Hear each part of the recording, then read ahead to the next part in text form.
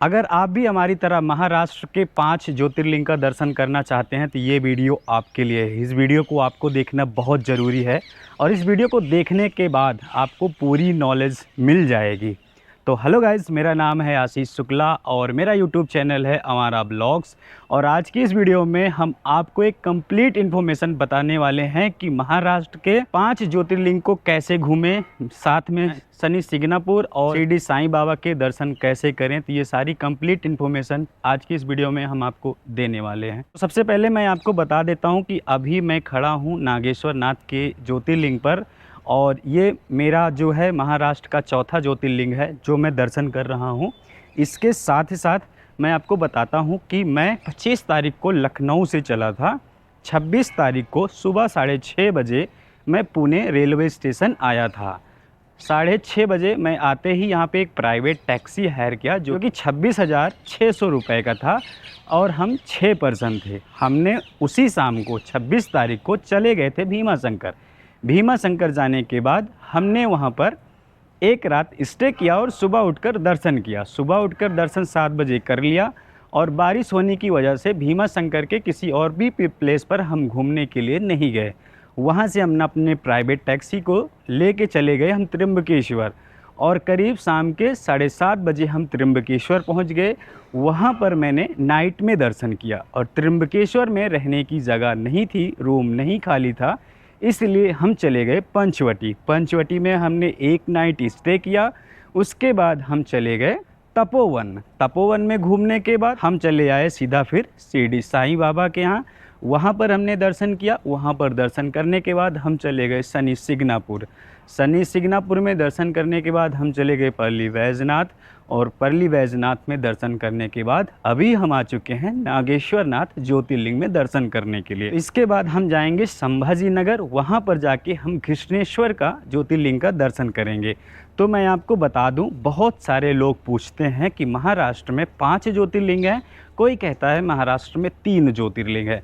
तो वैसे अगर किताबों में देखा जाए, लिखा पढ़ी में देखा जाए तो महाराष्ट्र में सिर्फ 3 ज्योतिर्लिंग हैं, लेकिन महाराष्ट्र में वाकई में 5 ज्योतिर्लिंग है। अब मैं बताता हूँ कैसे। महाराष्ट्र में जो 2 ज्योतिर्लिंग एक्स्ट्रा हैं वो है एक नागेश्वर नाथ ज्योतिर्लिंग और जो दूसरा ज्योतिर्लिंग है वो परली वैजनाथ ज्योतिर्लिंग है। तो झारखंड में अगर आप परली वैजनाथ का दर्शन करने के लिए जाते हैं और झारखंड के परली वैजनाथ में दर्शन करने के बाद परली वैजनाथ दर्शन करने के लिए नहीं जाते हैं तो वो दर्शन आपका अधूरा माना जाता है। वैसे ही गुजरात के नागेश्वर नाथ ज्योतिर्लिंग में दर्शन करने के बाद अगर आप यहाँ के नागेश्वर नाथ में दर्शन करने के लिए नहीं आते हैं तो ये भी दर्शन आपका अधूरा माना जाता है। परली वैजनाथ महाराष्ट्र का तीसरा ज्योतिर्लिंग है मेरे अकॉर्डिंग। जैसे कि मैंने पहला दर्शन किया था भीमा शंकर, दूसरा किया था नासिक, तीसरा किया परली वैजनाथ, चौथा है औढ़ा नागनाथ। तो यहाँ से 119 किलोमीटर है और 2 घंटे 35 मिनट।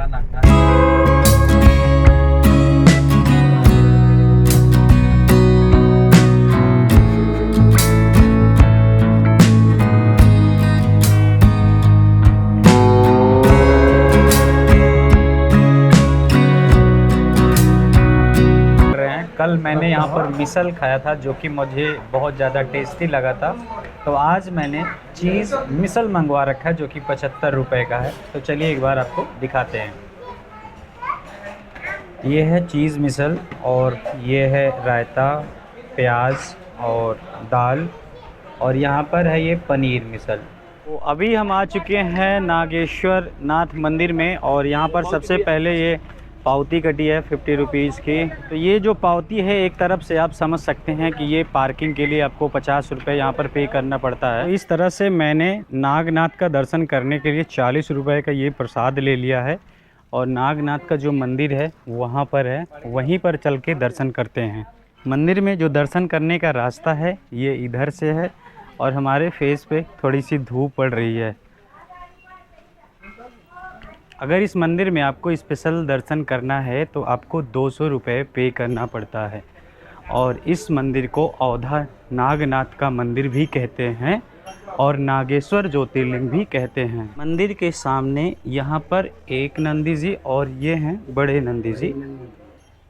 जो कि सीधा भगवान शिव जी को यहाँ से देख रहे हैं और वहाँ पर है सामने मंदिर। आशीर्वाद नागनाथ महाराज की जय। परिवार के नाम से अन्नदान। तो मंदिर में दर्शन करने से पहले अभी मैंने ये चंदन लगवा लिया है और इस तरह से यहाँ पर सीढ़ियों पे चढ़कर आपको दर्शन करने के लिए जाना है। और इतने जो महादेव के भक्त हैं इन्होंने यहाँ पर लाइन लगा रखी है दर्शन करने के लिए। औढ़ा नागनाथ मंदिर में हमें यहाँ पर आधे घंटे का इंतज़ार करना पड़ा। इसके पीछे का रीज़न है कि शाम को 4 बजे यहाँ पर आरती स्टार्ट होती है और 4:30 बजे तक चलती है। तो आप हमारे पीछे देख सकते हैं सभी भक्त जो हैं लाइन में बैठे हुए हैं और आगे भी लोग इंतज़ार कर रहे हैं मंदिर के अंदर जाने के लिए। अब हमारा जो लाइन है स्टार्ट हो चुका है और मंदिर के गर्भगृह में वीडियोग्राफी एंड फोटोग्राफी अलाउ नहीं है। मैं कोशिश करूंगा आपको दिखाने की। इकड़े लिखा है।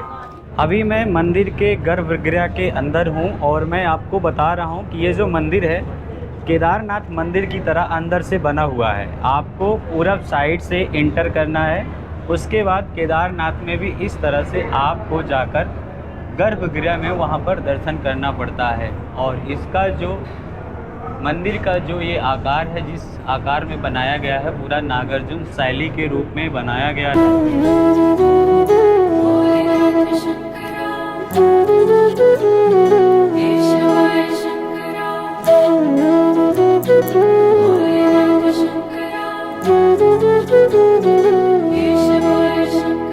मैं अभी खड़ा हूँ नागेश्वर नाथ मंदिर के अंदर और हमारा अंदर जाके दर्शन हो गया है। टच करके स्पर्श दर्शन हुआ है। और जो नागेश्वर नाथ का शिवलिंग है वो करीब 4 से 5 फीट नीचे जाना पड़ता है। उसमें एक आदमी का जाने का रास्ता है और उसी में से एक आदमी का निकलने का रास्ता है। अंदर आप टच करके फूल माला प्रसाद सब कुछ चढ़ा सकते हैं। आपको यहाँ पर 200 रुपये खर्च करने की ज़रूरत नहीं है। तो अब हम चलते हैं मंदिर के इस गर्भगृह से बाहर। काल हर, दुख हर, दारिद्र हर, कष्ट हर, रोग हर, हर हर महादेव।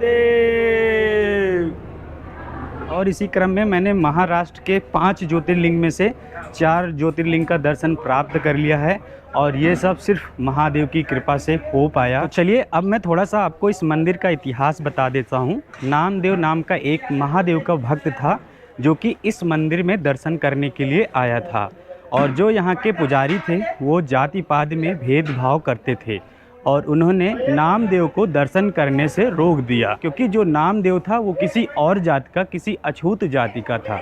और इसकी वजह से महादेव ने मंदिर की दशा और दिशा दोनों बदल दी, क्योंकि पंडित जी ने नामदेव को दर्शन करने से मना कर दिया था। कहते हैं कि आदमी को अपने धर्म और कर्म से हमेशा जुड़ा रहना चाहिए, नहीं कोई दूसरा आकर उसकी ज़मीन पर कब्जा करके चला जाता है। तो इसका एक आपको मैं उदाहरण दिखाता हूँ। ये जो मंदिर है नागेश्वर नाथ का मंदिर है, 7 मंजिला ये मंदिर हुआ करती थी। और अभी आप ऊपर से इसका जो वाइट देख रहे हैं, ये मंदिर अभी फिर से रिनोवेशन करवाया गया था रानी अहिल्याबाई होलकर द्वारा। और इसका जो ऊपरी का 7 मंजिल था औरंगजेब द्वारा तोड़ दिया गया था। और उसकी जो खंडित कुछ मूर्तियां हैं मैं आपको यहाँ पर दिखाता हूँ। ये देखो, हाथी के यहाँ पर सिर तोड़ दिए गए हैं और पूँछें तोड़ दी गई हैं और यहाँ पर मूर्तियाँ खंडित कर दी गई, इसको आधी काट दी गई है।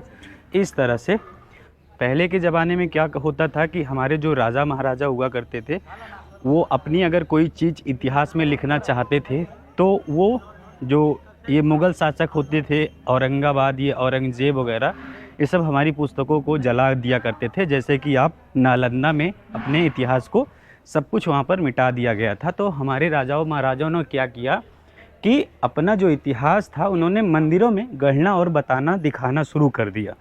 तो जो ये मुग़ल शासक आए थे उन्होंने हमारे इतिहास को गायब करने के लिए मंदिरों को भी खंडित करना शुरू कर दिया गया।